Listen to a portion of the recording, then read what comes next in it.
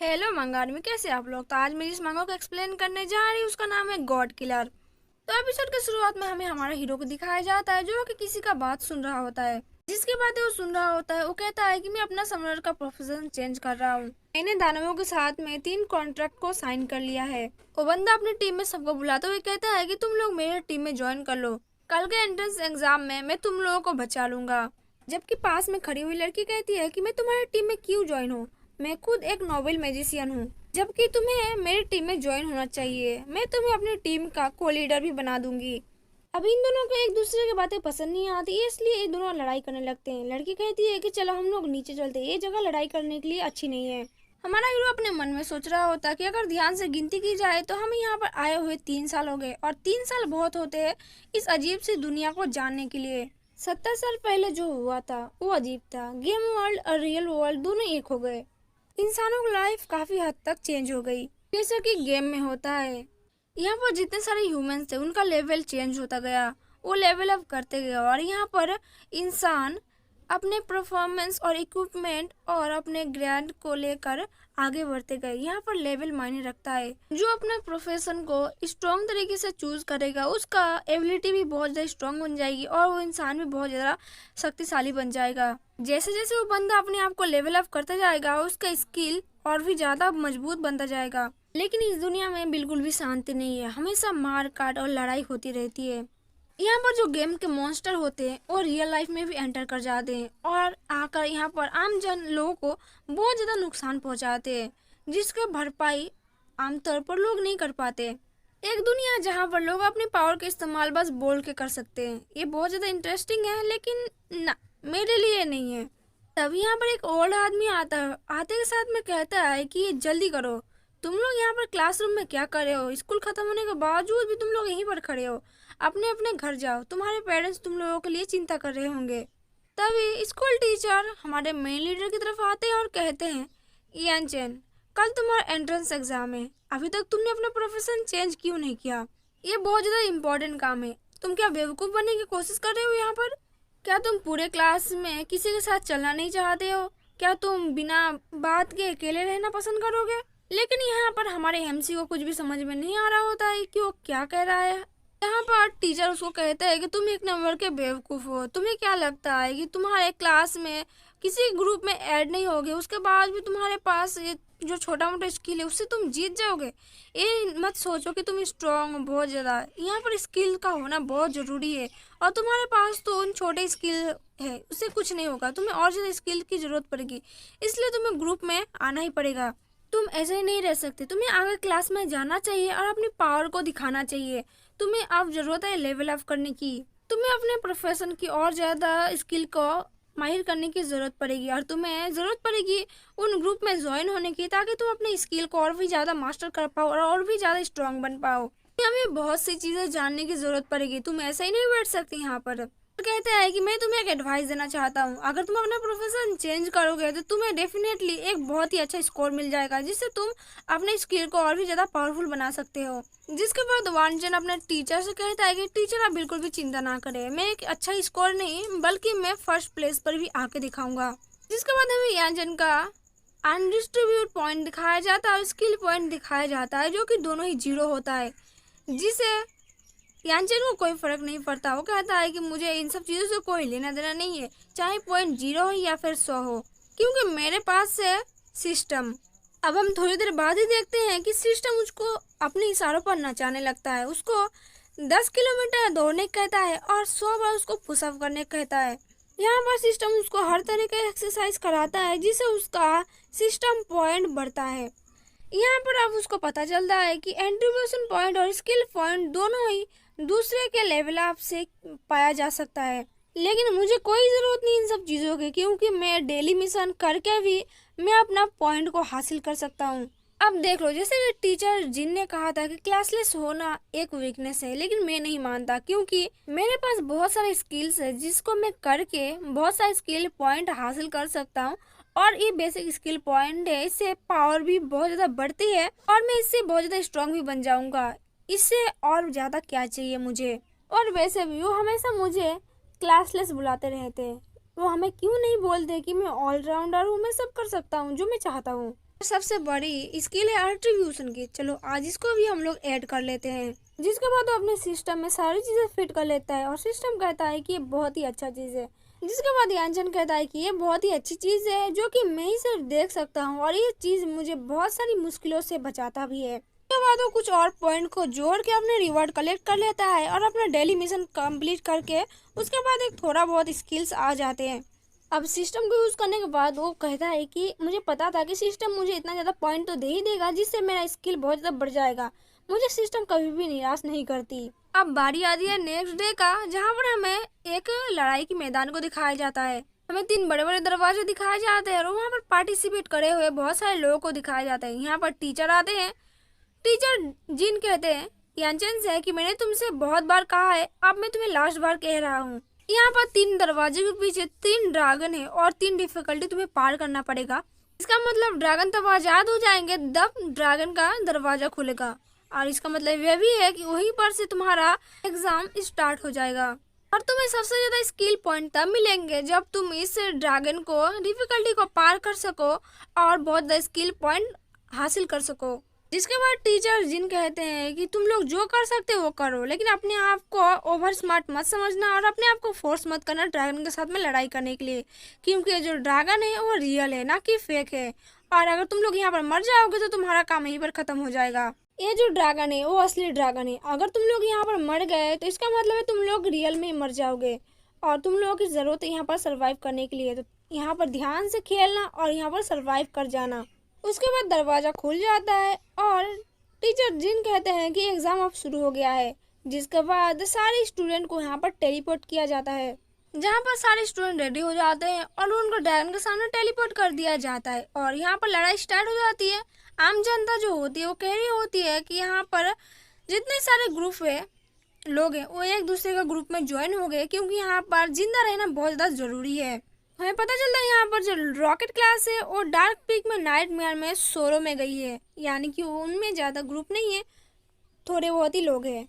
जिसके बाद आम जनता जो होती है वो देख कर हैरान हो जाती है और कहती है कि देखो सामने जो बंदा है वो सोलो में गया है ड्रैगन के साथ लड़ाई करने के लिए और वो रॉकेट क्लास से भी नहीं है।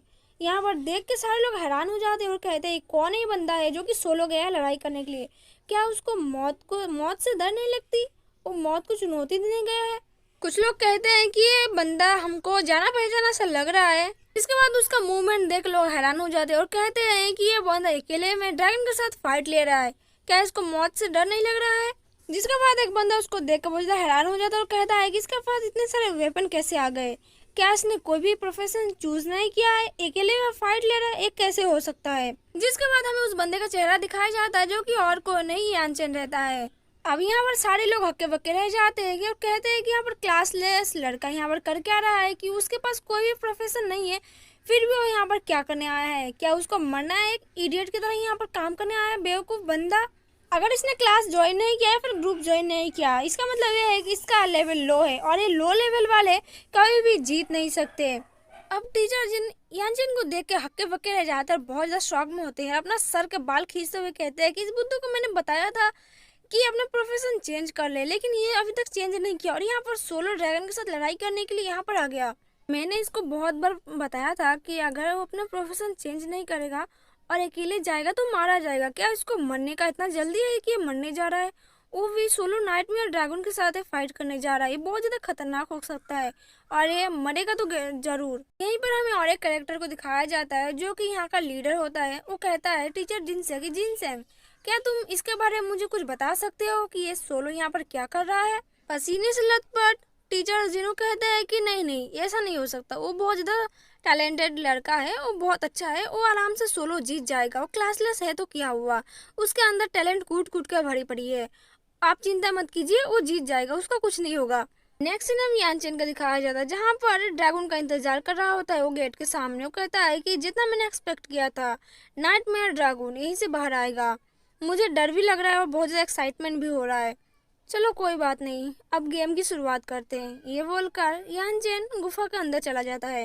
अब स्टेडियम में कुछ लड़के बात करने लगते हैं कि इसके पास तो बहुत सारी वेपन है, क्या यह अपने वेपन को अपनी स्किल्स को सही तरीके से यूज कर पाएगा और क्या वहां से वो सरवाइव कर सकता है। अगला बंदा कहता है कि स्किल और वेपन तो बहुत सारी है, लेकिन मैटर करता है कि वहाँ पर वो कैसे सरवाइव करता है, देखा जाएगा वो क्या करता है। दूसरा बंदा कहता है कि नाइटमेयर ड्रैगन कोई ऐसा से ड्रैगन नहीं है, उसने बहुत सारे लोगों को मार गिराया है। अब ये जो बंदा जा रहा है क्या वो सरवाइव कर पाएगा?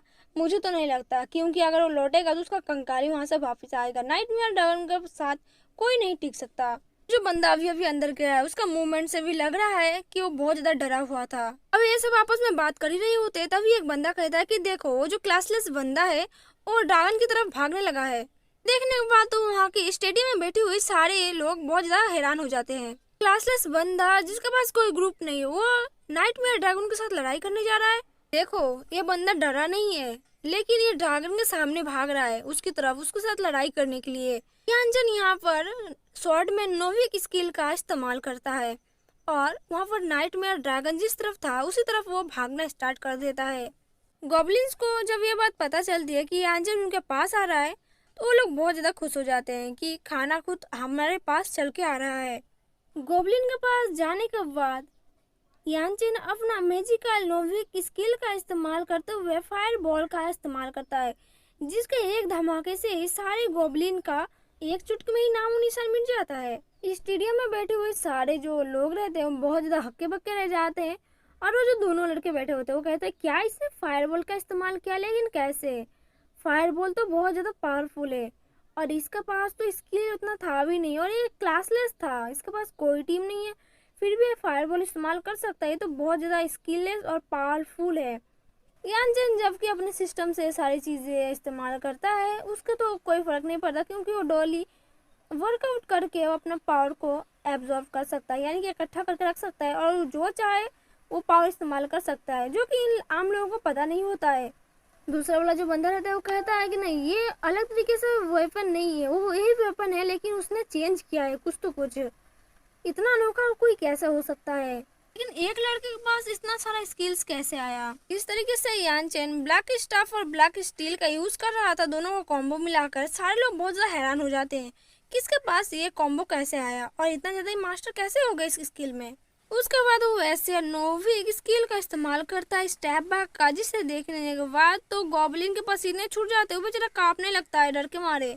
उसके बाद वो स्टेप वाइल टेक्निक का इस्तेमाल करते हुए गॉब्लिन को ऊपर हमला करता है, जिसको थोड़ी देर बाद ही में पता चलता है कि स्टेप वाइल स्लैड्स के एक अटैक से गॉब्लिन का काम तमाम हो चुका होता है। अपने साथी गॉब्लिन को मरते हुए देख के दूसरे गॉब्लिन को बिल्कुल भी अच्छा नहीं लगता, वो बहुत ज्यादा गुस्से में आ जाते हैं और लड़ाई करने के लिए और भी ज्यादा रेडी हो जाते हैं। उसके बाद और नोविक मैजिक स्वॉर्डमैन स्किल का फायर सोल का इस्तेमाल करते हुए सारे गॉब्लिन को ही एक बार में सबको उड़ा देता है और कहता है कि ये वाला बहुत ज्यादा मस्त था। इस स्वॉर्डमैन वाइन फायर स्लैश से तो सारे गॉब्लिन एक बार में ही मर गए। ये फायर स्लैश बहुत ही ज्यादा ताकतवर है, जिसके बाद बाकी ऑडियंस बहुत ज्यादा खुश हो जाती है और बहुत ज्यादा इंजॉय करती है। लेकिन जो तीन बंदे थे जो कि आपस में बात कर रहे होते स्टेडियम में, वो बहुत ज्यादा जलन महसूस कर रहे होते हैं। एक बंदा कहता है कि ये बंदा तो एक बार एक सबको मारे जा रहा है। दूसरा बंदा कहता है कि भाई तुम बिल्कुल सही कर रहे हो, ये तो अकेला है लेकिन इसके इक्विपमेंट बहुत ज्यादा मैजिशियन है और बहुत ज्यादा पावरफुल लग रहा है, इसलिए ये एक एक करके सबको उड़ा रहा है। बाद ये दोनों पीछे की तरफ जो लड़की थी वो ज्यादा इंजॉय कर रही थी इसकी फाइट, उसके ओर देखते हुए कहती है कि मुझे एक बात बस शक हो रहा है, इसके पास इतना ज्यादा तलवारें है और इतना भारी भरकम हथियार है, इक्विपमेंट लेकर वो दौड़ कैसे रहा है? दूसरा बंदा कहता है कि भाई तू बिल्कुल सही कह रहा है, मुझे भी कुछ गड़बड़ लग रही है, क्योंकि इतना ज्यादा फास्ट कोई कैसे दौड़ सकता है, वो भी इतना ज्यादा तलवार और भारी भरकम चीजें लेने के बावजूद भी।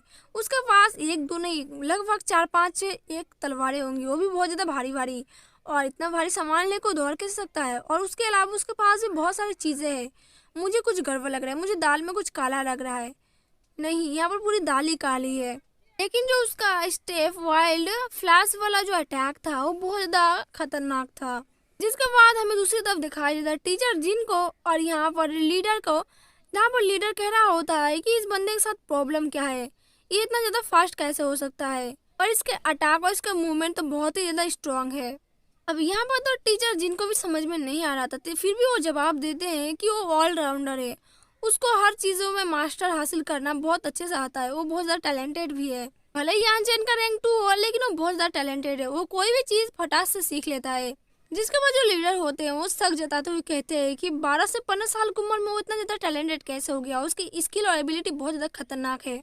उसके बाद जूरी लीडर बताते हैं कि प्रोफेसर और टैलेंट की बात करें तो कोई भी एक तो मैजिकल पावर को चूज करके उसके ऊपर अपना प्रोफेशन चेंज कर सकते हो। उसको पावरफुल बनाने के लिए तुम्हें मेहनत करना पड़ता है, और एक मैजिकल इंस्ट्रूमेंट तुम सीखने के बाद तुम सारे मैजिक को थोड़ा बहुत कंट्रोल तो कर लोगे, लेकिन तुम्हें भी उसको लेवल अप करने के लिए बहुत ज़्यादा मेहनत करना पड़ता है।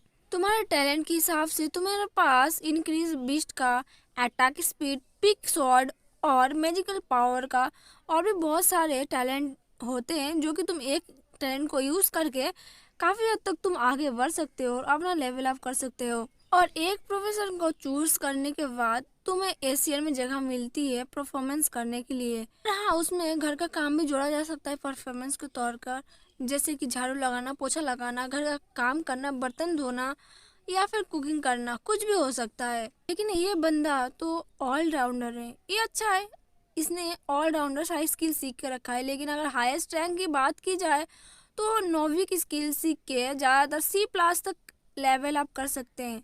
उससे ज़्यादा करने की किसी का हिम्मत भी नहीं होती है और ना ही कोई कर पाता है। लेकिन मुझे सुन के अच्छा लगा कि कोई इससे भी आगे बढ़ चुका है। वहाँ पर खड़ा हुआ एक जूरी मेंबर कहता है कि हाँ, इसका टैलेंट तो बेमिसाल है, क्योंकि इसके पास लेवल तो बहुत ज़्यादा कम है, लेकिन इसका टैलेंट टैलेंट तो मतलब पूछो ही मत, बहुत ज़्यादा खतरनाक है। इसका टैलेंट एक एक चीज़ बहुत ज़्यादा हाई लेवल की हो रही है। रियलर का जो सारी चीज़ों को एक साथ मिक्स करके अपना टॉप नेट का एक्यूरेसी इस्तेमाल कर रहा है, वो बहुत ही ज़्यादा अमेजिंग है।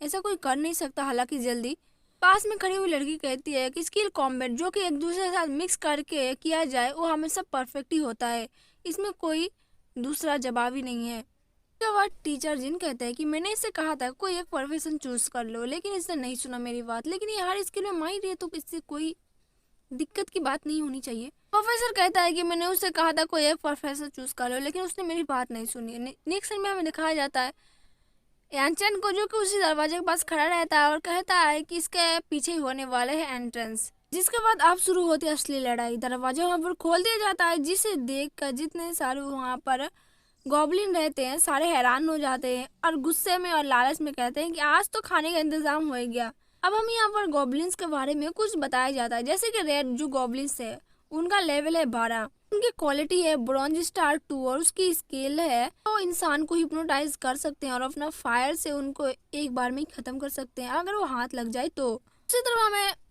मॉन्स्टर गॉब्लिन को दिखाया जाता है, जो कि नॉर्मल गॉब्लिन का स्टार होता है 1, गॉब्लिन का लेवल अप होता है 14। अब इनका स्किल भी अलग तरीके से होता है, जो कि इनका अलग पावर के हिसाब से जाग जाता है। कोई खतरनाक होता है और कोई बम फेंक सकता है और कोई अपने आइज से भी किसी को कंट्रोल कर सकता है। ये सब इनकी पावर होती है। सॉरी गाइस, गला खराब हो गया थोड़ा सा। अब यानचैन इन लोगों के पास आने के बाद उनका स्किल अपने हाई पावर के साथ चेक करने लगता है कि इनका पावर कौन है। जो ब्लू गॉब्लिन होते हैं उनका पावर वो एनालाइज करता है। अब वो सिस्टम की मदद से सारे गॉब्लिन्स को एनालाइज करता है। उसे पता चलता है कि यहाँ पर 100 किस्म के गॉब्लिन्स हैं और हर एक गॉब्लिन का अलग अलग एक अटैक होता है और स्किल्स होता है। हर एक गॉब्लिन्स हर एक तरह के अटैक कर सकता है। यहाँ पर जितने सारे छोटे गॉब्लिन्स हैं उनका अलग ही पावर होता है, वो अलग पावर का यूज कर सकते हैं। इसके बाद यानचैन अपना यहाँ पर हिसाब लगाने लगता है कि जितने सारे शॉर्ट्स गॉब्लिन है उनको एक बार में खत्म कैसे किया जाए। अब वहाँ का जो गॉब्लिन रहता है वो कहता है कि हमला करो इस पर, हम इसको छोड़ने नहीं वाले, इसको कच्चा चबा जाओ यहीं के ही। अब ये बात सुनकर तो सारे गॉब्लिन बहुत ज्यादा खुश हो जाते हैं और ढोलक बजाकर वो नाचने लगते हैं।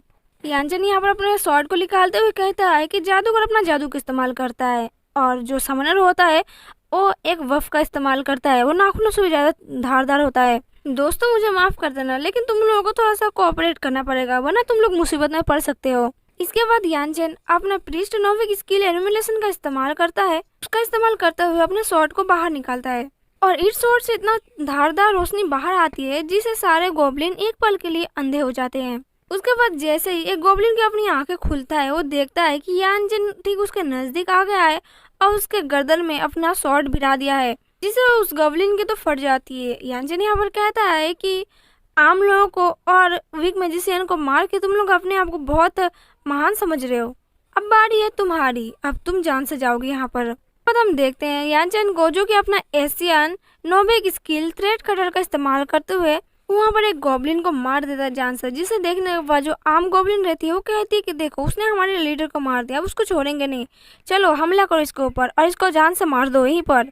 जिसके बाद सारे गॉब्लिन्स मिलकर एक साथ यानचन के ऊपर हमला कर देते हैं। उसके बाद हम देखते हैं कि यानचन अपना क्लोन स्किल का इस्तेमाल करते हुए सारे गॉब्लिन को एक एक करके पछाड़ते जाता है। बेसिकली यहाँ पर यानचन के पास जितने सारे क्लोन्स बनाएगा उसके ऊपर 35% उसका पावर रहेगा। इसका मतलब वो जितने क्लोन बनाएगा आधे आधे पावर में बढ़ जाएंगे 35% करके। अब ये देख के तो सारे ज़ॉम्बी हैरान हो जाते हैं कि ये क्या माजरा चल रहा है यहाँ पर यानचन अपना नोविक बैक स्टेप पावर और हार्ट फ्री पावर का इस्तेमाल करते हुए सारे गॉब्लिन को एक एक करके मारते जाता है। थोड़ी देर बाद ही हम देखते हैं कि यानचन आधे से ज्यादा गॉब्लिन को पूरा खत्म कर दिया होता है। अब जो यहाँ पर बचे कुछ गॉब्लिन थे वो डर के मारे कांप रहे होते हैं कि अब हमारा क्या होगा। अब यानचन उस गॉब्लिन को घूरते हुए कहता है कि जबकि मैंने तुम सबको हरा दिया है तो अब मैं बॉस के बराबर हूँ, तो क्या मैं वहाँ पर घुस सकता हूँ जिसके लिए मैं यहाँ पर आया हूँ। लेकिन तभी उनका जब बॉस गॉब्लिन रहता है वो यानचन के ऊपर हमला कर देता है। अब यानचन उस गॉब्लिन का हमले से बचते हुए कहता है कि अब मेरे पास इतना टाइम नहीं कि अभी मैं तुम्हारे साथ फाइट करूं। यानचन यहाँ पर सबसे अपना खतरनाक वाला fire bullet course first damage technique का इस्तेमाल करता है और एक मिट्टी से जोरदार और बहुत बड़ी हाथ निकल के आती है उस गॉब्लिन की ओर और उस गॉब्लिन को एक बार में ही मिट्टी में दफन कर देती है। अब यहाँ पर यानचन उसको पूरा खत्म करने के लिए अपना सवनर वाटर एलिमिनेशन टेक्निक का इस्तेमाल करते हुए उस दानव की ओर फेंकता है। दूसरी तरफ हमें बाकी स्टूडेंट का सीन दिखाया जाता है जहाँ पर ये बाकी गॉब्लिन के साथ लड़ाई कर रहे होते हैं। अब स्टेडियम में बैठी हुई ऑडियंस ये सब देख के बहुत ज्यादा गुस्सा करती है। कहती है कि हमें ये सब देखने के लिए यहाँ पर बुलाया है, इन फालतू लड़ाई को कौन देखना चाहता है, हमें तो देखना है उस क्लासलेस बच्चे को जो कि लड़ाई कर रहा है, हमें उसको देखना है, ये सब फालतू ब्रॉडकास्ट हमें नहीं देखना है। अब गुस्सेल ऑडियंस सारे अपने जूते चप्पल कपड़े सब फेंक के मारने लगते हैं और कहते हैं कि हमें क्लासलेस नहीं देखना है, हमें कुछ अच्छा चीज़ देखना है, अच्छा चीज़ दिखाओ वरना हम तुम्हारे जितने सारे टिकट के पैसे दिए हैं वो सारे एक्सेस हम लोग काट लेंगे। वह हमें ब्रॉडकास्टिंग रूम को दिखाया जाता है जहाँ से सब सारी चीज़ें वो लोग रिकॉर्ड करके दिखा रहे थे स्क्रीन पर। वो लोग कहते हैं कि अब हमें क्या करना चाहिए क्योंकि ये लोग तो उसको देखना नहीं चाहते। दूसरा कहता है कि हमें दूसरी तरफ सीन को शिफ्ट करना चाहिए ताकि हमें पता चले कि वो लोग दूसरी चीज़ें देख सकते हैं कि नहीं देख सकते। दूसरा बंदा कहता है कि फटाफट स्क्रीन पर दूसरे स्टूडेंट को लाओ, क्या पता दूसरे स्टूडेंट को देख के ये लोग रुक जाए थोड़ा सा। सीनियर उसके सर में मारते हुए कहता है कि जल्दी चेंज करो उस स्क्रीन को क्योंकि मैं भी दूसरा स्क्रीन देखना चाहता हूँ। तुम्हें पॉपुलैरिटी का समझ अभी नहीं है, तुम्हें क्या पता है ये पॉपुलैरिटी होती क्या है। दूसरा बंदा कहता है लेकिन मैं इसको देखना चाहता हूँ। वो बंदा कहता है कि नहीं तुम दूसरा चेंज करो वरना ये लोग तो हमें कच्चा चबा जाएंगे और हमारी पॉपुलैरिटी भी कम जाएगी। वैसे भी तुम्हें अंदाजा नहीं है कि यहाँ पर क्या होने वाला है। दूसरी तरफ ऑडियंस में बैठे हुए एक लड़का कहता है कि इंस्टा कर्स स्किल और समनर स्किल बहुत ज़्यादा पावरफुल होती है और ये दोनों को परफेक्टली यूज़ कर रहा है। पास ही में बैठे हुए दूसरा बंदा कहता है कि हाँ तुमने सही बोला, ये अपना समन टेक्निक का इस्तेमाल कर रहा है। दूसरा बंदा कहता है कि ऐसे टीचर होने के नाते मुझे पता है हर एक प्रोफेशन बहुत ज़्यादा खतरनाक होता है और बहुत ज़्यादा स्ट्रांग होता है। हर बार जैसे वो लड़ाई कर रहा है अगर थोड़ा सा भी चूक हुआ तो उसका जो प्रतिद्वंदी है उसको आराम से चूक करके मार सकता है। मैं ये नहीं कर रहा है कि सारे लोग नहीं कर सकते, लेकिन ये जो लड़का अभी कर रहा है वो बहुत ज़्यादा खतरनाक है क्योंकि बहुत सारी ऐसे ने इतने सारे जो कि बहुत सालों से अपना लेवल अप कर चुके हैं लेकिन इतना खतरनाक कोई नहीं कर सकता और इतना मक्खन की तरह वो जैसे मार रहा है गॉब्लिन को वैसे तो कोई नहीं कर सकता। ये कुछ खास है, ये कुछ अलग है, इसके पास कोई और टेक्निक है जो कि ये इस्तेमाल कर रहा है क्योंकि इतनी आसानी से कोई गॉब्लिन को हरा नहीं सकता। उसके बाद वो बंदा डरते हुए कहता है कि हेलो हेलो टीचर आप ऐसे कैसे बोल रहे हैं, मुझे डर लग रहा है, थोड़ा आराम से। उसके बाद हमें दिखाया जाता है कि यानचन अपना वाटर एलिमिनेशन का टेक्निक का इस्तेमाल करते हुए सारे गॉब्लिन के साथ फाइट कर रहा है, यानी कि हर एक गॉब्लिन के साथ हर एक वाटर एलिमिनेशन काम कर रहा है। जिसके बाद सारे लोग उसको ढूंढने लगते हैं कि वो है कहाँ पर। दूसरा बंदा कहता है कि देखो वो वहीं पर खड़ा है और वो अब जगह गॉब्लिन बॉस के साथ फाइट करने जा रहा है और वो लगभग गॉब्लिन बॉस को हरा ही दिया। वो कितना ज़्यादा अच्छा है। दिखाया जाता है कि बॉस और यानचन दोनों आमने सामने होते हैं फाइट के लिए। यानचन बॉस के सामने होता है, वो कहता है कि अगर मैंने कुछ अच्छा नहीं सोचा तो मैं कोई मुसीबत में पड़ सकता हूँ क्योंकि यहाँ पर जो रैंक है वो सिस्टम का पावर खत्म होने वाला है और अगर एक बार बॉस यहाँ पर जीत गया तो एक नाइटमेयर की तरह होगा, वो भी खतरनाक और यहाँ पर मैं किसी भी कीमत पर हार नहीं सकता। लेकिन यहाँ पर सिस्टम अभी चार्ज होने गई है। अभी मैं अपना दिमाग अगर अलग से लगाऊंगा तभी मैं यहाँ पर जीत पाऊंगा, वरना यहाँ पर मेरा काम तमाम होने वाला है। उसके बाद हम देखते हैं कि गॉब्लिन बॉस यानचन की तरफ भागता है उसको खत्म करने के लिए। जैसे ही गॉब्लिन बॉस यानचन को खत्म करने जाता है, वो देखता है कि यानचन वहाँ से टेलीपोर्ट हो चुका है। वहाँ पर तो एक ट्रैप रखा था और यहाँ पर यानचन ट्रैप टेक्निक का इस्तेमाल करते हुए वहाँ से गायब हो जाता है। और ये ट्रैक एशियन ट्रैप है जो 2 सेकंड के अंदर काम करती है।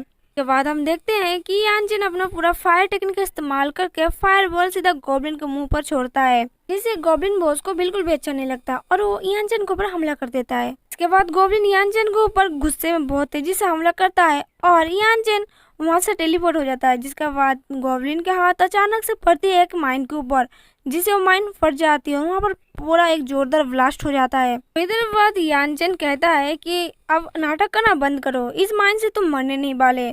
उसके बाद हम देखते हैं कि गॉब्लिन वहां से बाहर निकलता है और बहुत ही ज्यादा गुस्से में होता है। वो कहता है यानचन से कि मैं तुम्हें अब छोड़ूंगा नहीं। इसके बाद हमें दिखाया जाता है कि यानचन अपना रूट टेंटिकल स्किल का इस्तेमाल करते हुए गॉब्लिन को पकड़ लेता है। उसके बाद गॉब्लिन सांस भी नहीं ले पा रहा होता क्योंकि उसके गले में उसका जो लीफ होता है वो अटक जाता है। और यहाँ पर यानचन अपना लिव ब्रीदिंग टेक्निक और वाटर मेन टेक्निक का इस्तेमाल करते हुए दोनों कॉर्स टेक्निक को एक साथ मिक्स करके गॉब्लिन के ऊपर हमला करता है। इसके बाद यानचन अपना थंडर, वाटर और फायर नोविक स्किल का इस्तेमाल करते हुए गॉब्लिन के ऊपर हमला कर देता है। वे सारी एलिमेंट्स एक साथ मिक्स करने के बाद एक कर्स टेक्निक हो जाती है स्किल, और इस स्किल से जब यानचन उस गॉब्लिन के ऊपर हमला करता है तो गॉब्लिन पूरा यहाँ से पूरी तरीके से हिल जाता है और यहाँ पर अकड़ जाता है और यहाँ पर कोई भी टेक्निक इस्तेमाल नहीं कर पाता। बेसिकली वहाँ पर हार मान जाता है गॉब्लिन। अब जब कि गॉब्लिन यहाँ पर हार जाता है, सारे लोग यहाँ पर स्क्रीन पर देख के बहुत ज्यादा हैरान हो जाते हैं और कहते हैं कि इसके पास क्या ही कॉम्बो था जो कि इतना आसानी से उसने गॉब्लिन को मार दिया, वो भी बॉस को, मतलब मक्खन की तरह उसको पूरा काट के निचोड़ के रख दिया। बाद हमें कंट्रोल रूम के दिखाया जाता है जहाँ पर सारे लीडर बैठे होते हैं और सारे खेल को देख रहे होते हैं।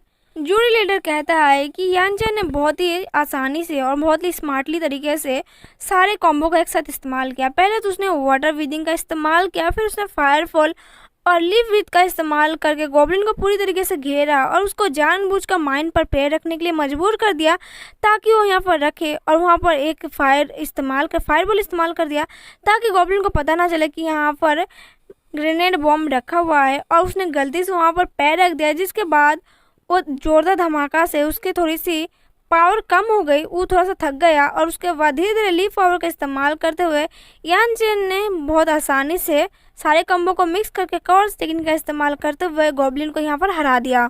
इस बच्चे का कॉम्बो तो काफी लाजवाब है, ये बहुत ज्यादा समझदार है। इस बच्चे ने क्या यहाँ पर दिमाग लगाया, अपनी ताकत का इस्तेमाल ना करते हुए उसने अपना यहाँ पर दिमाग का इस्तेमाल किया और यहाँ पर अपना फायर और लिफ्ट टेक्निक का इस्तेमाल करके दोनों कॉम्बो को मिक्स करके इसने ना जाने किस तरीके से गॉब्लिन बॉस को हरा दिया। ये काफ़ी लाजवाब था, लेकिन ये बहुत ज़्यादा खतरनाक भी था। अगर थोड़ा सा भी चूक होता तो वो बंदा वहीं पर मारा जाता। जूरी लेडी कहती है कि सबसे इम्पोर्टेंट बात यह है कि उसने अपना दिमाग कैसे इस्तेमाल किया। ये सोचो, उसने पहले गॉब्लिन का पैर पर अटैक किया ताकि उसका पैर जो है वो जानबूझकर जाके स्टैम्प पर पड़े और धीरे धीरे वो कमज़ोर होते गया, क्योंकि गॉब्लिन का सबसे नाजुक चीज़ उसका पैर होता है, और उसने उसी जगह पर अटैक किया। जूरी मेंबर कहती है कि उसने अपना विक्ट्री टेम्पल का इस्तेमाल करते हुए उतना ही सब किया जितना उसको जीतने के लिए पॉइंट चाहिए था। काफ़ी लाजवाब है, इस बंदे को तो एक बार मिलना पड़ेगा। वहीं पर एक बंदा रहता है जो कि कहता है कि मुझे इस बात पर शक हो रहा है कि एक बंदा जो कि क्लासलेस है, उसके पास माना कि बहुत सारी स्किल्स है, लेकिन वो इतना सारी स्किल्स कहाँ से लाया, और लाने के बाद उसने ठीक तरीके से इस्तेमाल करके ये मैच जीत भी गया। कैसे हो सकता है, मुझे दाल में कुछ काला लग रहा है। कुछ भी कहो, एक प्रो बंदा है जो कि अपनी स्किल को इस्तेमाल करना जानता है, और वो बहुत ही अच्छे तरीके से यहाँ पर मैच को जीता। उसके बाद सारे मिल के लाओ चैन को कॉन्ग्रेचुलेसन करने लगते हैं क्योंकि उनका स्कूल का क्लासलेस बंदा टॉप 5 में आ गया है, जो कि टीचर जिनके लिए काफ़ी बड़ी बात होती है, क्योंकि अभी तक उनके क्लास में कोई भी इतना दूर तक नहीं आया था। इसके बाद जूरी लीडर कहता है कि इतने में खुश मत हो, क्योंकि पिछला जो टीम था पिछले वाला वो टॉप 9 में आया था और अभी ये टॉप 5 में आया है, लेकिन अभी इसको टॉप 3 में आना चाहिए था आज इस हिसाब से, क्योंकि जो दूसरे टीम के जो बंदे हैं वो इनसे ज़्यादा कुछ अच्छा कर रहे हैं। लेकिन इस बंदे ने तो कमाल कर दिया। टीचर जिन, आपका स्टूडेंट बहुत कमाल है, आइए और यहाँ पर चेयर पर बैठिए, आपकी थोड़ा सा तारीफ करना जरूरी है। जिसके हिसाब से टीचर जिन कहते हैं अरे थैंक यू लीडर, मतलब प्रिंसिपल, जो कि स्कूल का प्रिंसिपल होता है। उसके बाद टीचर जिन प्रिंसिपल को थैंक यू कहते हैं और कहते हैं कि मुझे पता था कि ये जो बच्चा है वो अच्छा कर दिखाएगा, मुझे पता था क्लासलेस है, फिर भी इसके ऊपर इतना ज़्यादा हिम्मत है कि वो अकेले ही अपने दम पर बहुत ऊपर तक जा सकता है। लड़के के अंदर कुछ तो बात है, ये कभी मुझे डिसअपॉइंटमेंट नहीं करता। के बाद सीन शिफ्ट होती है स्टेडियम में, जहाँ पर सारे लोग कहते हैं कि ये बंदा तो बहुत ज़्यादा कूल है। क्लासलेस होने के बावजूद भी इसके अंदर बहुत सारा पोटेंशियल और पावर स्किल है, जो कि हर एक पावर को अलग तरीके से इस्तेमाल करता है। यहाँ तक इसने कॉर्ड्स टेक्निक का भी इस्तेमाल किया। यहाँ पर दूसरा बंदा कहता है कि मैं उसको स्टाइल को कॉपी क्या कर सकता हूँ, उसी तरह से मैं बहुत ही ज़्यादा शानदार बन जाऊँगा और मुझे भी सब लोग कूल बोलेंगे। जिसके बाद सुनने के बाद उसका जो दोस्त होता है उसको एक टफली मारते हुए कहता है कि बड़ा है उसका कॉपी करने, कभी चलाना आता है शॉर्ट गन और पावर फायर का इस्तेमाल करते हुए कभी ज़िंदगी में किया है तूने? जो आएगा उसका कॉपी करने, तो उसका धूल पैर का धूल के बराबर नहीं है, पहले जाकर अच्छे से चाय उबालना सीख ले।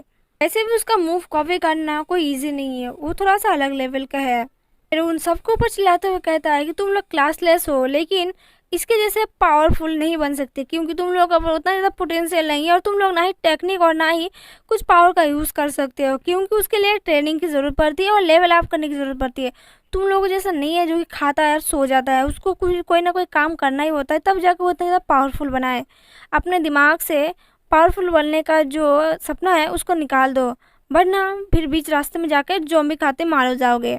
और तुम सब याद रखना, ये कोई गेम नहीं है, ये रियल लाइफ है। अगर ये एक बार गए और ज़ॉम्बी खाते मारे गए गॉब्लिन के हाथों में, तब कभी भी लौट के वापस नहीं आने वाले। तो कभी भी अगर डिसीजन लेना तो सोच समझ कर लेना, क्योंकि ये तुम्हारी जान के ऊपर आ सकती है। बढ़िया कूल बनने पहले अपना ध्यान रखना सीख लो, फिर जगह कूल बनना। जिसके बाद उसके जो दोनों दोस्त होते हैं वो कहते हैं हाँ ठीक है, अब ज़्यादा मत भाषण दो, तुम लोग बस उसे देखकर सीख सकते हो कि वो कैसे कर रहा है, लेकिन उसके जैसा फुर्तीला नहीं बन सकते। उसके बाद हमें यानचेन को दिखाया जाता है, जो कि एक दरवाजा खोलता है और कहता है कि अब बारी है दूसरे की।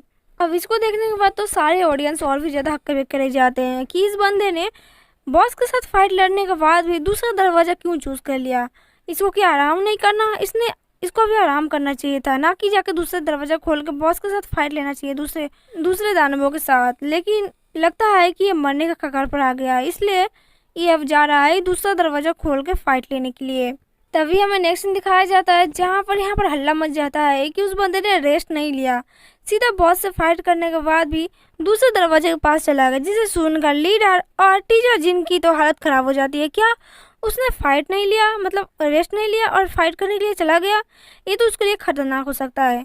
दूसरा मेंबर कहता है कि बॉस, बाकी जो बच्चे हैं वो लोग अभी फाइट करने के लिए बॉस के रूम पे नहीं गए हैं। इसके बाद प्रिंसिपल टीचर जिनके ऊपर भड़कते हैं कि तुमने उसको कैसी ट्रेनिंग दी है और तुमने उसको क्या सिखाया, जो कि बात नहीं मान रहा। जिसके बाद पसीने से लटपट टीचर जिन कहते हैं कि वो फाइट लेना चाहता है, वो रेस्ट नहीं करना चाहता, क्योंकि उसको टाइम खोटा नहीं करना चाहता।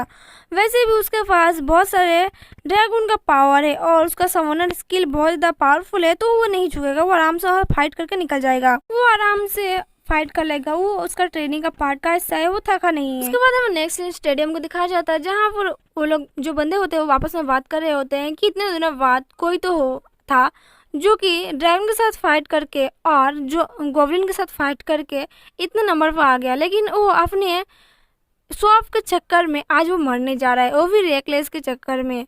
क्या ही मैं बोलूँ, कुछ नहीं बोल सकता, उसको अभी रेस्ट करना चाहिए था, ना कि जगह फाइट करना चाहिए था। दूसरा बंदा कहता है कि मुझे नहीं लगता कि सीनियर यून हारेंगे, क्योंकि उन्होंने ना गन और ना ही कोई स्वॉर्ड का इस्तेमाल किया और वो आराम से गॉब्लिन बॉस को हरा के यहाँ तक आ गए। तो मुझे नहीं लगता कि वो इतने आसानी से हार जाएंगे, उनके पास कोई ऐसा ट्रिक जरूर होगा जो कि वो दूसरे बॉस को भी हरा देंगे। दूसरा बंदा कहता है कि हाँ मुझे पता है वो जीनियस है, लेकिन इसका मतलब ये नहीं है कि वो अपना जीनियस के चक्कर में अपना वेपन को यूज़ ना करे और बिना आराम किए, रेस्ट लिए, बिना कोई ब्रेक लिए वो जाके बॉस के साथ फाइट करने चला जाए। ये इसके लिए बेवकूफ़ी कहा जाता है, ना कि जीनियस कहा जाता है। इतने सारी पावरफुल टेक्निक का इस्तेमाल करने के बाद इंसान की जो शरीर होती है वो कमज़ोर हो जाती है और अपना टेक्निक और ब्रीदिंग पावर का इस्तेमाल नहीं कर पाती है, इसलिए वो आसानी से हार जाती है। और मुझे लगता है कि इस बार ये बंदा बचेगा नहीं। अरे जो इतना जीनियस बन रहा है वो दूसरे रूम के पास जाते जाते इसका पूरा जीनियस गिरी खत्म हो जाए, क्योंकि जो दूसरा डोर है वो बहुत ज़्यादा खतरनाक हो सकता है।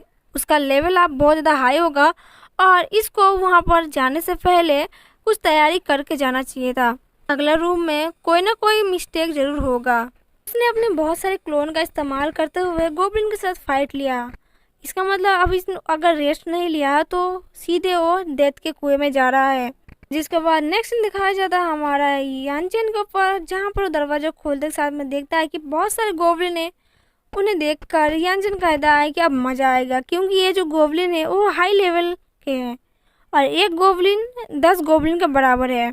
इसका मतलब ये हुआ कि एक गोब्लिन 10 गोब्लिन का बराबर हुआ तो एक गोब्लिन यहाँ पर पूरा हाई रैंक का है। तो समझ लो यहाँ पर क्या हालत होने वाली है आम लोगों को। और इसी के साथ हमारा पार्ट 1 यहीं पर एंड होता है। वीडियो अगर अच्छी लगी हो तो प्लीज़ वीडियो को लाइक कर दें, चैनल को सब्सक्राइब जरूर कर दें, सपोर्ट की बहुत ज़्यादा ज़रूरत है। और अगर आपको पार्ट 2 चाहिए तो प्लीज़ कमेंट में पार्ट 2 जरूर लिख दीजिएगा। हेलो मांगा आर्मी, स्वागत है आपका मांगा टीवी चैनल पर। तो आज हम एक्सप्लेन करने जा रहे हैं आई एम गॉड किलर की पार्ट 2। तो पार्ट 2 की शुरुआत वहीं से होती है जहाँ से पिछला पार्ट एंड हुआ था। अब यानचेन देखता है कि उसका जो क्लोन था वो डिसअपियर होने जा रहा था, तो कहता है कि इसे डिसअपियर होने से पहले मुझे इनके साथ फाइट लेके फाइट को जीतना पड़ेगा, वरना मुझे मेरे लिए मुसीबत खड़ी हो जाएगी। अब गोब्लिन को कहीं ना कहीं अंदाजा हो जाता है कि सारे क्लोन अब गायब होने वाले थे। इससे पहले ही यानचेन अपने क्लोन को ऑर्डर देता है कि जाओ एक साथ सारे लोगों को खत्म कर दो। अब इन दोनों के अंदर घमासान लड़ाई स्टार्ट हो जाती है, लेकिन गोब्लिन ये देख के डर जाते हैं। जो यानचेन रहता है अपने साथ में बहुत बड़े बड़े हथियार लेके आया होता है और एक बार में कहता है कि आ जाओ सालो, अब मैं तुम लोगों को देख लूंगा, फाइट तो अब शुरू हुई है। ये देख के सारे गोब्लिन को फट जाती है कि अभी क्या लेके आया है। अब प्रोफेसर ये देख के चौंक जाते हैं कि इसके पास सारे के सारे स्किल्स मौजूद है और उसके पास जो गन है शार्प शूटर को देख कर बहुत ज्यादा हैरान हो जाता है कि इसके पास शार्प शूटर कहाँ से है, क्योंकि इसका लेवल अब तो ज्यादा नहीं था। और फिर फायर पिल, क्लोन, ये सारी चीजें कैसे यूज कर सकता है। ये रैंक तो बहुत ज्यादा लाजवाब है, क्योंकि इतना रैंक कोई हासिल नहीं कर सकता जो इतना बच्चा हासिल कर रहा है। और एक साथ वो इतने सारे स्किल्स को कैसे यूज कर सकता है। उसने एक साथ क्लोन का भी और गन फायर सूट का जो शार्प शूटर उसका भी यूज किया है, पिल फायर का भी यूज किया है और ना जाने कितने टेक्निक्स के पास है। ये कैसे यूज कर रहा है मुझे ये समझ में नहीं आ रहा।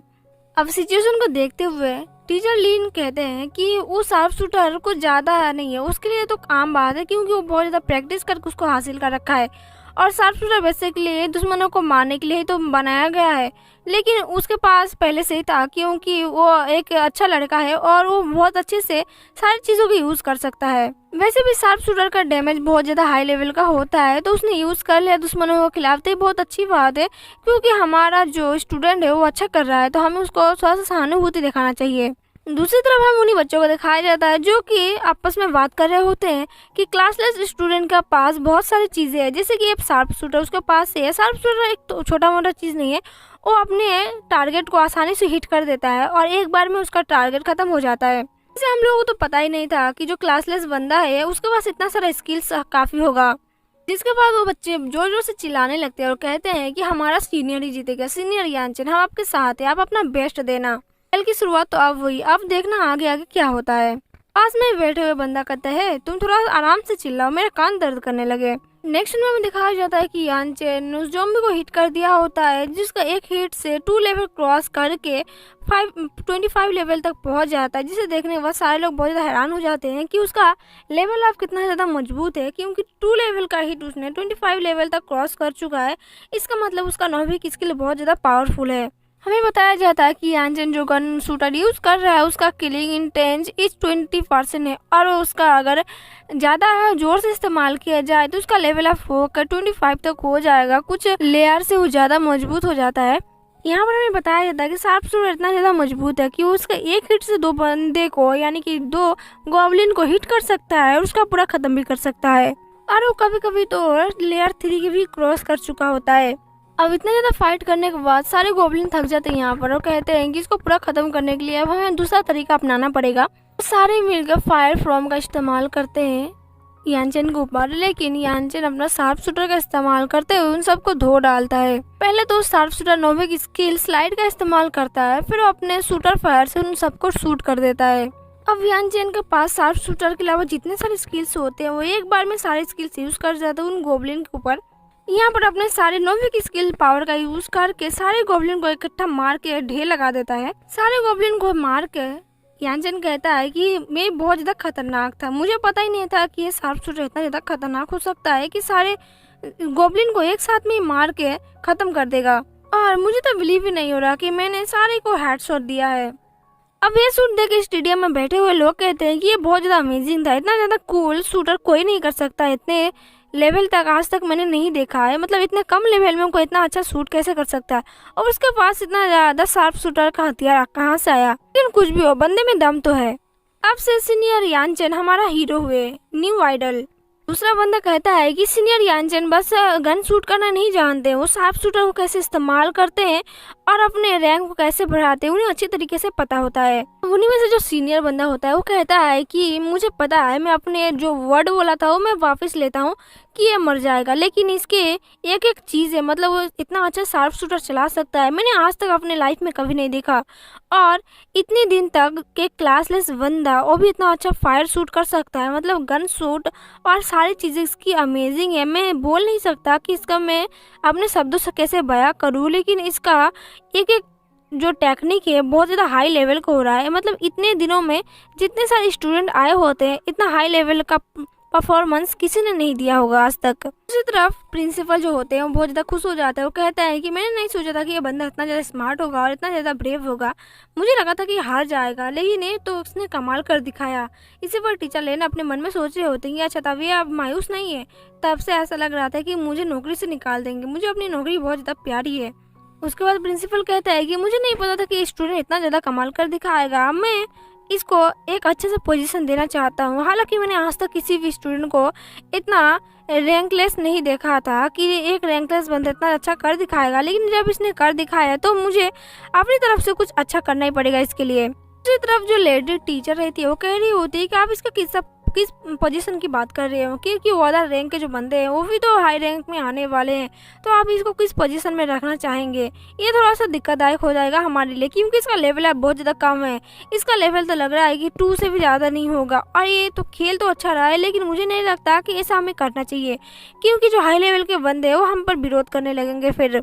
जिसके बात पर टीचर लेन कहता है कि इसने ऐसा कुछ नहीं किया जिसका इसको पोजीशन से हटाना पड़ेगा, क्योंकि उसने अपने बुलेट फायर को अच्छे से इस्तेमाल किया और अपने सारे क्लोन को भी उसने लीगल तरीके से इस्तेमाल किया है। तो हमें नहीं लगता कि उसको इसका पोजीशन से हटाना चाहिए, उसको एक अच्छा पोजीशन देना चाहिए।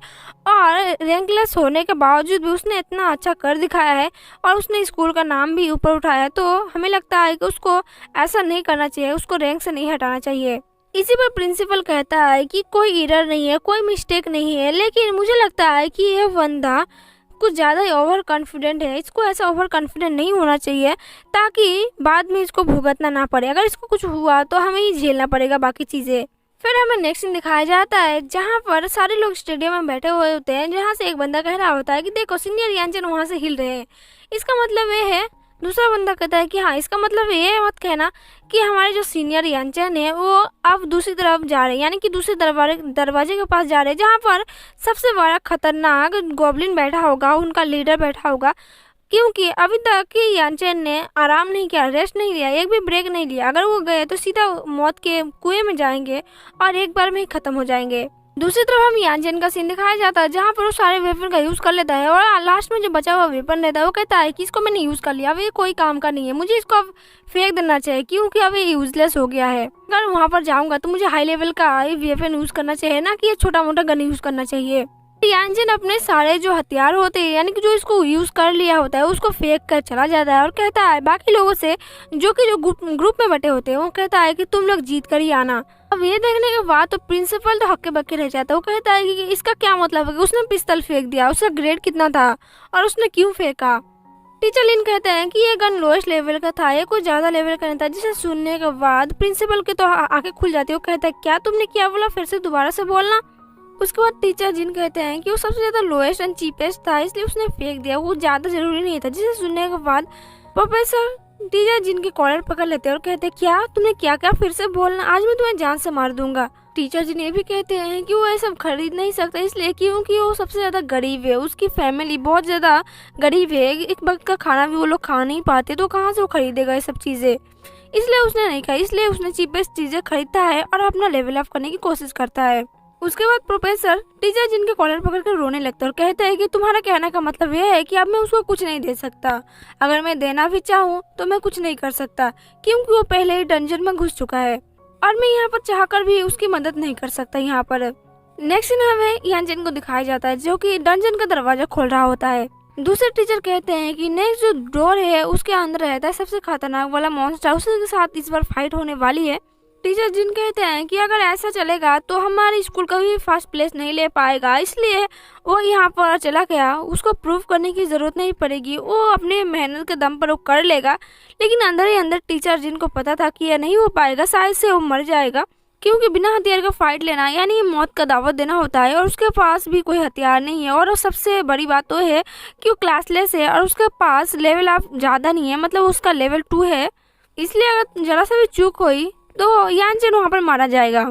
यहाँ पर प्रोफेसर थोड़ा सा जोश दिखाते हुए कहते हैं कि नहीं, वो हार नहीं सकता, वो जीतेगा, जरूर जीतेगा और अगर वो सक्सेसफुल हो गया तो मैं पूरी हिस्ट्री में मेरा नाम लिया जाएगा कि हाँ कोई प्रोफेसर था यहाँ पर। लेकिन अगर ये बच्चा यहाँ पर हार गया या फिर उसकी मौत यहाँ पर हो गई तो टीचर जिन आपको अपने टीचर से इस्तीफा देना पड़ेगा, आपको इस्तीफा देना पड़ेगा क्योंकि आप कभी भी टीचिंग नहीं कर सकते आप किसी को भी।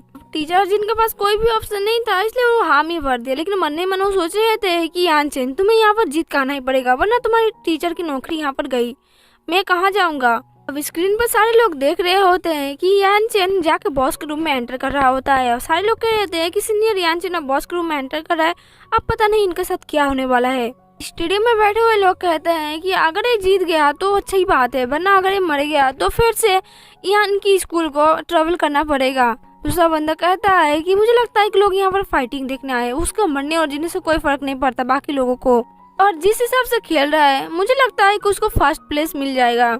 दूसरी तरफ हमें दिखाया जाता है कि यानचेन डंजन का दरवाजा खोल देता है, उसके अंदर एंटर कर जाता है और बाकी लोग कहते हैं कि अपना सेपरेट पावर को जो है सेपरेट पावर यूज नहीं कर रहा, अगर अपने पावर को इस्तेमाल करेगा तो उसका ट्रू पावर जितना सारा है उसी में वो जीत जाएगा। लेकिन ये इसके साथ अभी मुकाबला बॉस के साथ होने वाला है, तो बॉस तो ऐसा वैसा नहीं है क्योंकि बॉस तो बॉस है, बॉस बहुत ज़्यादा पावरफुल होगा।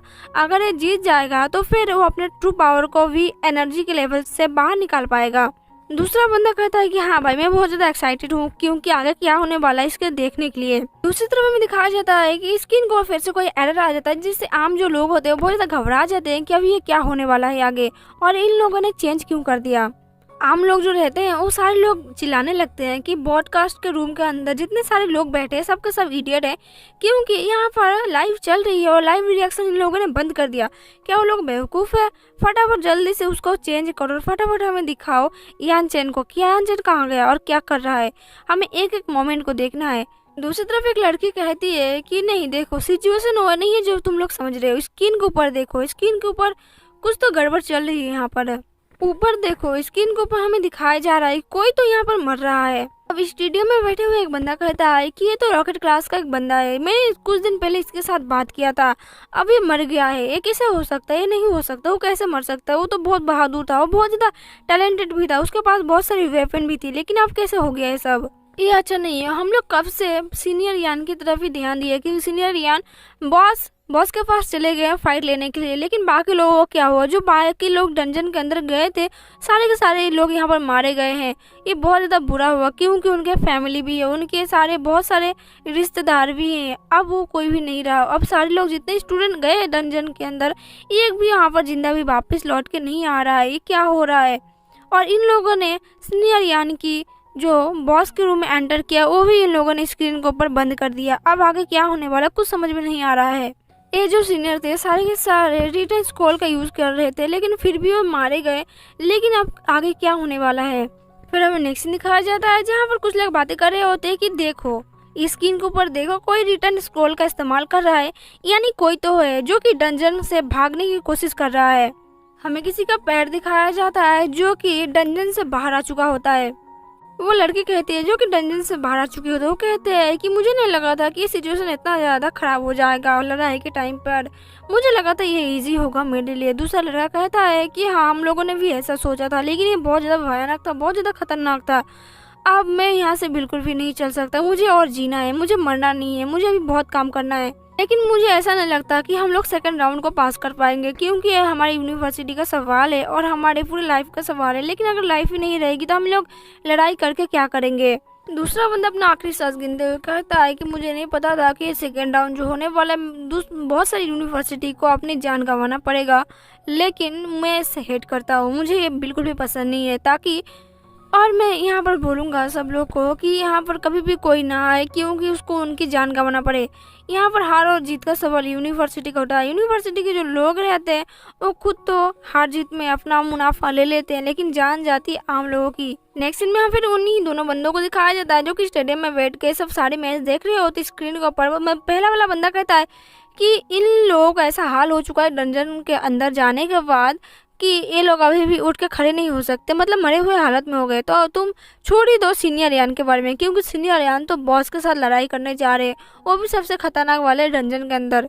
दूसरा बंदा कहता है कि हाँ तुमने सही कहा, लेकिन सीनियर यान के कुछ बात अलग है, क्योंकि वो इस ज़्यादा स्ट्रांग है इन सीनियर से और वो डिफेंड करके दूसरे डंजन के अंदर चले गए हैं। बाकी जो लोग हैं उन लोगों ने फाइट तो लिया, लेकिन कुछ लोग मर गए और कुछ लोग सर्वाइव करके बाहर आ गए, वो भी मरे हुए हालत में। सीन शिफ्ट होती है। नेक्स्ट सीन हमें दिखाया जाता है बॉस का, जो कि यहाँ पर बैठा होता है और यहाँ पर किसी को देख कर वो कहता है कि यहाँ पर तुम क्या करने आए हो और क्या लेने आए हो, तुम्हें पता नहीं है कि इस डंजन के अंदर मैं रहता हूँ, तुम्हारी हिम्मत कैसे हुई यहाँ पर आने की। अब तुम अपनी मौत से वाकिफ होगे, मैं तुम्हें बताऊंगा कि मौत कितना आसान होता है और कितना ज़्यादा सुंदर होता है। और इसी के साथ हमारा पार्ट 2 यहीं पर एंड होता है। अगर आपको वीडियो पसंद है तो प्लीज़ वीडियो को लाइक कर दे एंड चैनल को सब्सक्राइब जरूर कर देना, आपकी सपोर्ट की बहुत ज़्यादा ज़रूरत है। और अगर आपको पार्ट 3 चाहिए तो प्लीज़ कमेंट में पार्ट 3 ज़रूर लिख देना।